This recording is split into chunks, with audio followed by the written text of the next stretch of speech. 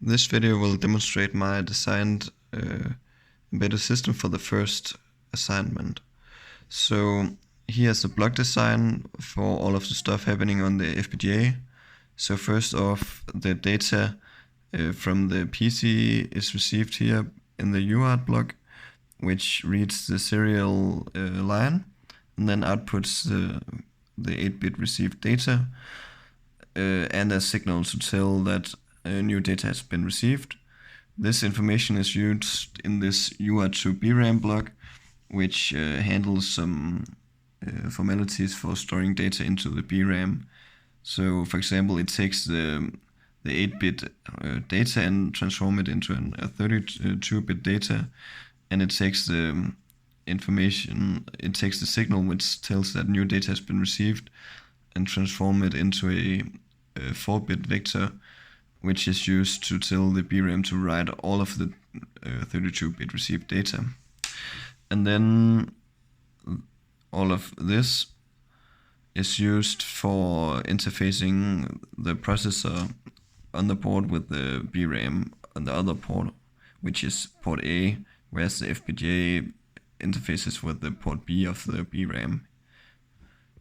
Yes, and now I will go to Vitis to show that, the code written for Vitis. So first off, in the program the platform is initialized, then the BRAM is initialized, whereafter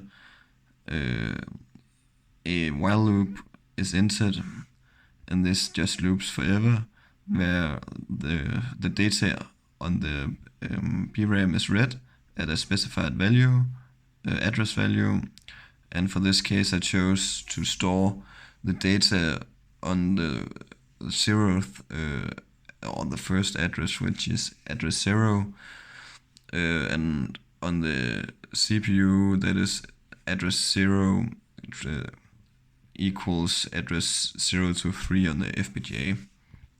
Yes. So in the loop the data is read and then it's checked if the data is new. If the data is new, then the data is sent back to the PC. Otherwise the loop will start over.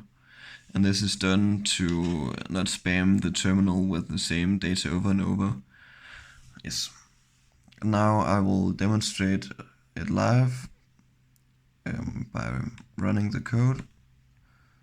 So I sent the code to the hardware yes, perfect. Then I will go into I have two PuTTY terminals here. Let me see if I can get them both open. Yeah, so you can see here on the left side, this side I have the terminal for sending data to the FPGA, and on the right side I have the data received from the CPU.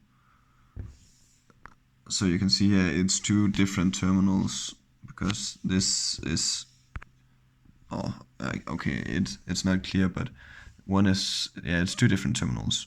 So first off, this tells that the setup was correctly. Now I'll send some data to the FPGA, and for this I'll just send my name.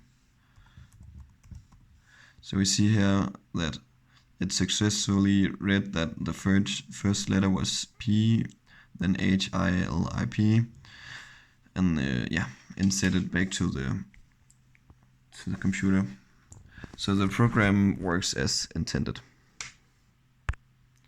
And this is all.